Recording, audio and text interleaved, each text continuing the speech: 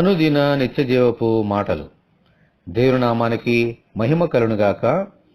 దేవుని వాక్యాన్ని చదువుకుందాము. నిన్ను ఆశ్రయించు వారందరూ సంతోషించెదరు.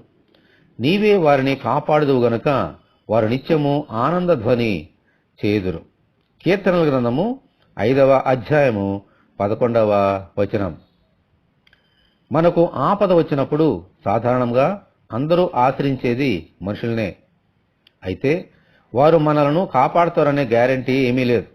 ఎందుకంటే వారు కూడా మానవ మాత్రులే కదా. ఇక సంతోషం ఎక్కడిది?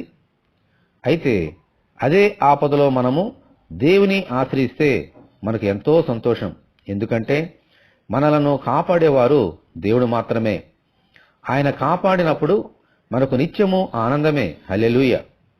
అలానే మనుషుల మీద ఏమాత్రము ఆధారపడకూడదని కాదు. దేవునికి ప్రార్థన చేస్తే ఆయనే ఎవరి ద్వారా మనకు కార్యము జరగాలో ఆయనే చూసుకుంటారు. మనమైతే ఆయననే ఆశ్రయించాలి. ఈ ప్రభువును ఆశ్రయించి అన్ని విషయములలోనూ కాపాడి సంతోషము ఆనందము ప్రసాదించమని మనమందరము దేవుని ప్రార్థన చేసుకుందాము.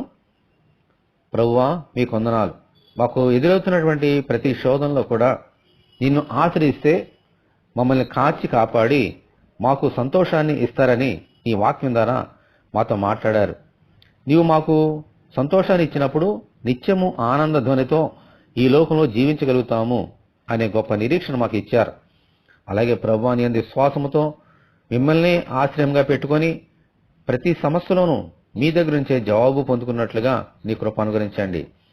ఈ వాక్యం వింటున్న నీ బిడ్డలందరినీ దీవించమని యేసు అతి పరిశుద్ధమైన నామములో ప్రార్థన చేస్తున్నాము తండ్రి. ఆమేన్. దేవుని కృప మనకందరికీ సమృద్ధిగా నుండునుగాక. ఆమేన్. పరిశుద్ధ దేవుని మందిరం.